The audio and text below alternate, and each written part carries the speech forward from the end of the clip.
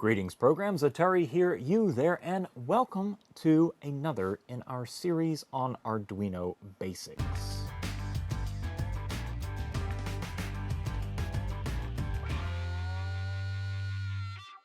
Now, as we've learned, a microcontroller, like the one in the Arduino, is kind of a rudimentary computer that's really good at executing simple instruction sets very quickly because it doesn't have all those pesky applications in the way. And that reminds me of another very simple computer, the humble pocket calculator. So in this project, we're going to utilize a 4x4 matrix keypad to build our very own calculator.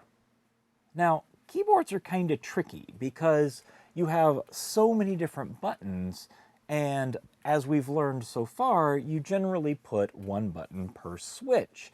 But with so many switches, we only have so many buttons on the Arduino to go around.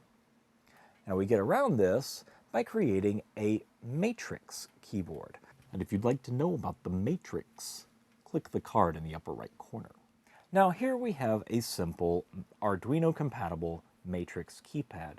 You see it has 1, 2, 3, 4 by 1, 2, 3, 4 buttons, so 16 buttons. Now, we assign each of these rows and each of these columns a different pin. So when this button is pressed, it's this row, this column. If this button is pressed, then it is this row, this column, and so on and so forth. Which means we can get away using 16 buttons with only 8 pins. Now, it's best if I don't go through this pin by pin because the LCD is a little bit more complex to wire. But you can get the wiring diagram and the explanation in the show notes down in the doobly-doo. In the meantime, this is wired up just like we did with the fortune-telling project a couple of videos back. The only difference now is that we've changed the location of some of these pins in order to accommodate our keypad, which is already wired internally, so there's a layer of abstraction that we don't really need to go into. But again, if you want to learn more about matrices, then you can check out that video up in the corner. Now let's take a look at our Arduino sketch. This is an array. An array is a collection of values that are assigned to a particular variable collectively. The keypad function creates the keypad based on the values of the arrays that are defined before it. The getKey function stores the value of the key being pressed in memory so that it can be used in the sketch. Here we're using conditional statements to determine whether or not a key is pressed, and if that key is pressed, whether or not that's the equals button. The detectButtons function determines which key is pressed and then displays the result on the screen. The calculateResult function calculates the result of the mathematical problem that's been entered.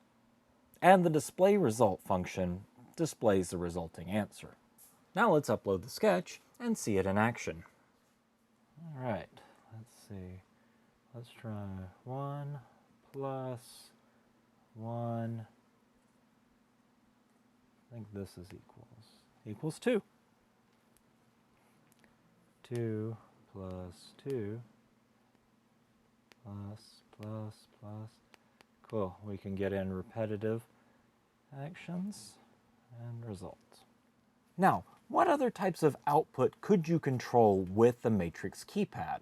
Let me know down in the comments or get the show notes at AirborneSurfer.com where you'll be able to get the wiring diagrams and the sketch used in this example. Congratulations! You have completed the Arduino for Kooks basic course and have earned yourself this swank merit badge. Go to AirborneSurfer.com to claim yours today. While you're there, check out all the cool articles, reviews, and tutorials as well. Now, if you want to learn more about electronics through goofy projects and having a good time here at the shop, click the subscribe button and don't forget to hit the bell notification icon so you don't miss anything. Up here is a video that YouTube thinks you'll probably enjoy, and down here are the show notes for this and all the other videos in this series. My name is Atari, and until next time, tally ho, y'all.